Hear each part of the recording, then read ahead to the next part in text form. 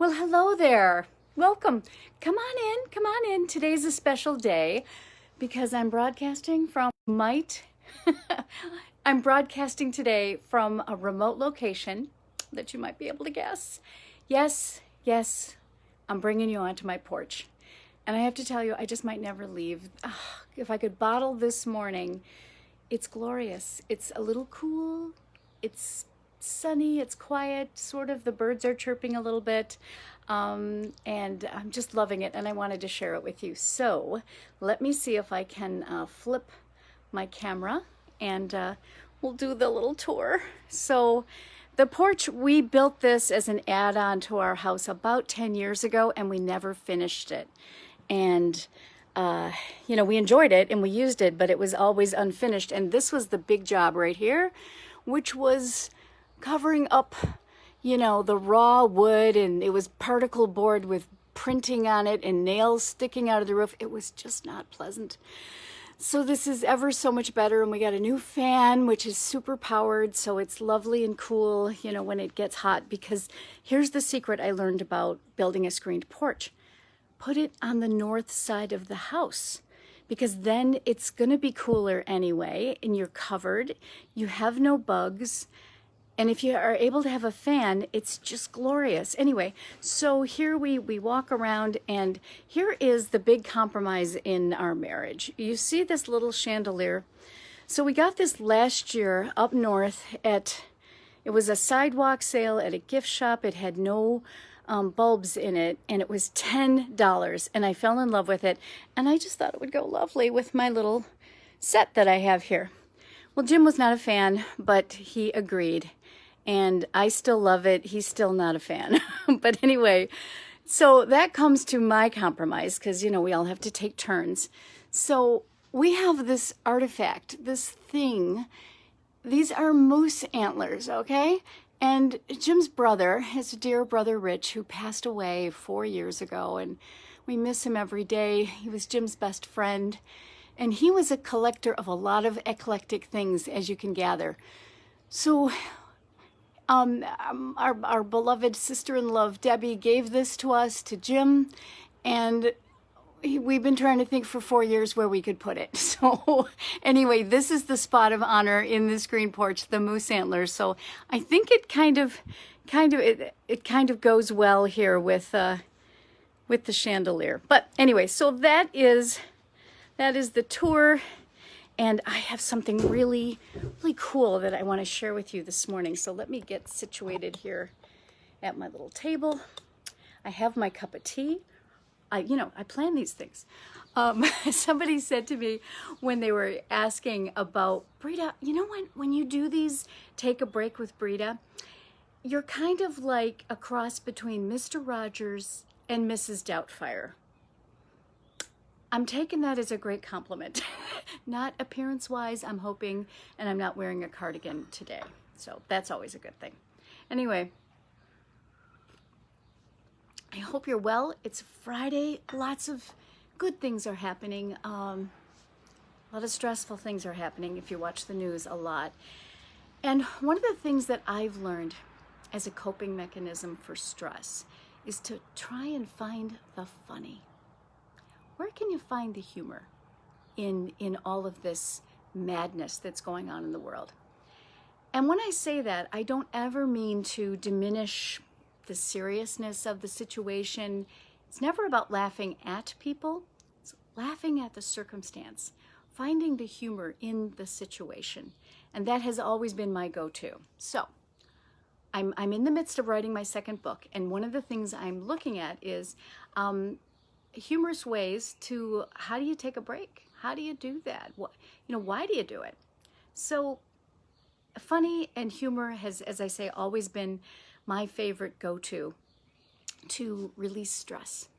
So when you think about why we want to, I have some notes here I want to share with you. Why we want to find humor.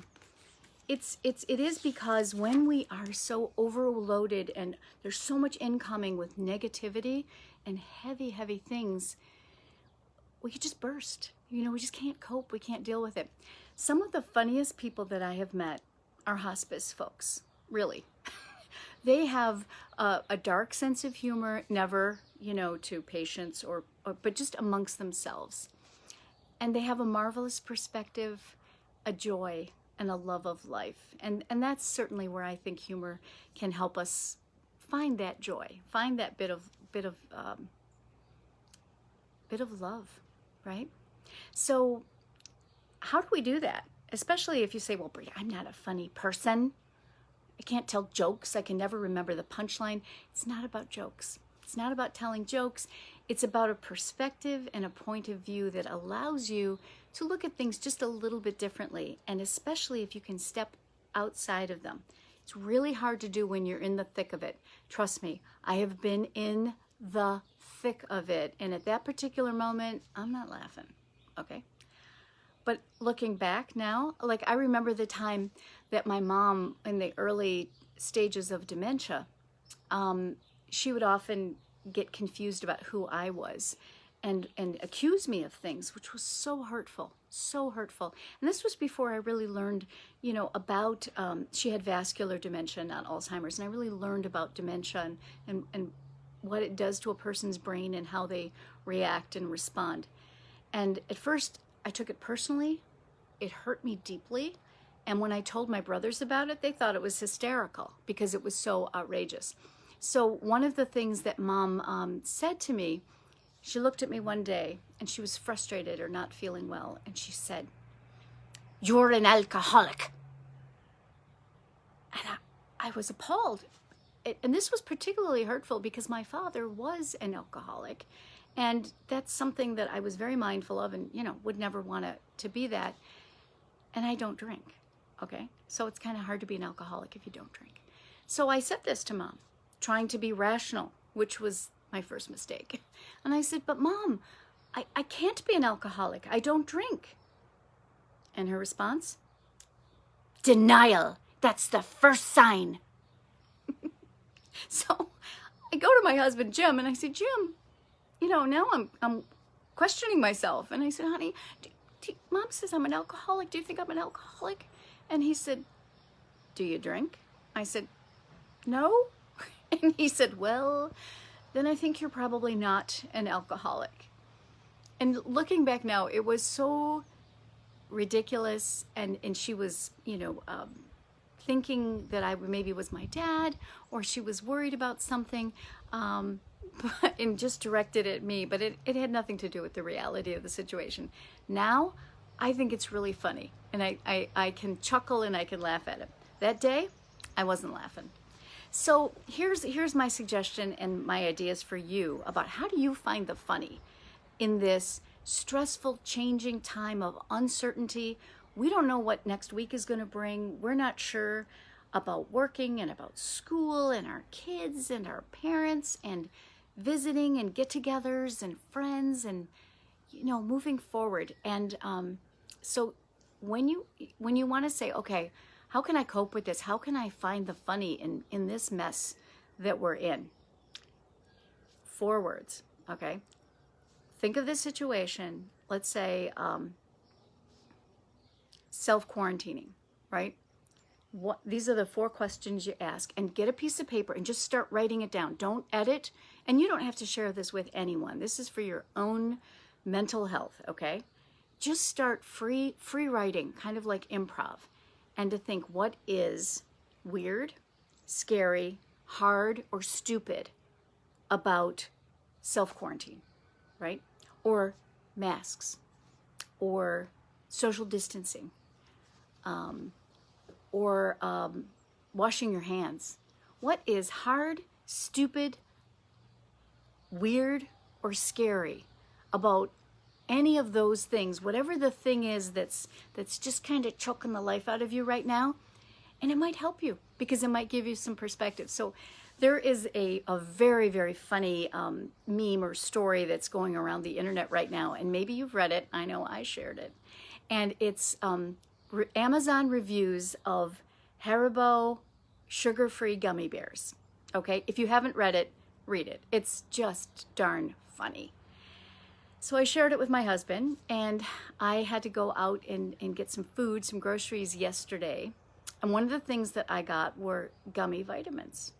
and I take them all the time. I mean, every day. It's my treat. Start the day off with a little piece of candy. Works for me. And I had suggested to him earlier that, you know, you might like these. This might be a good idea for you to do as well. And that was, you know, last week. So yesterday was the day I go to the market. I come home and he's, you know, on his laptop and he's looking at something. He's got a smile on his face. And he says, oh, I just read, you know, that Amazon review about the gummy bears, and it's hysterical, really funny. And I said, really? I said, look, here, I just bought these gummy vitamins. Why don't you try them? And he gave me a look that was like, are you kidding?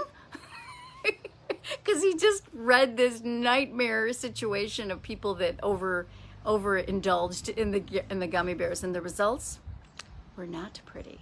Let's just say, especially the one on the airplane. Oh my goodness. So, but it gave me a laugh, and I thought, you know, timing is everything, isn't it? It would not have been so funny that I was offering him this thing if he had not just read that. So small little things, find ways throughout the day that are funny, but you don't put that pressure on yourself to say, I have to look for something funny. Where will I find something funny? No. What's weird? What's scary? What's stupid? What's hard? You know, I have to reassess my whole little schedule when I leave the house. You remember, you know, head, shoulders, knees, and toes, right? Now it's phone, wallet, keys, and mask. Phone, wallet, keys, and mask, keys, and mask. Phone, wallet, keys, and mask. Yeah, and so now I have a new thing that I don't want to forget when I leave the house. If you would have asked me 6 months ago, so Breeda, do you have a collection of masks? Do you have one in your car? When you leave your house, do you have your mask with you? Say, well, the only mask I know is my sleep mask. And I love it, and I have 3 of them, sleep masks, because they help me, you know, when I have to indulge in my nap as often as possible. So anyway, that's what I'm thinking about here today outside on the porch. It's nearly the end of July. The big storytelling event is next Thursday, July 30th. It's free. I hope that you will join me. I have a really good story. It is the world premiere of, let me just say, I'm calling it apple pie. A better title would be The Pie That Nearly Killed Me. Yes, high drama with the pie. But it's fun. It was a good lesson that I learned, and it was about a time when I was caring for my mom and I was not caring for myself.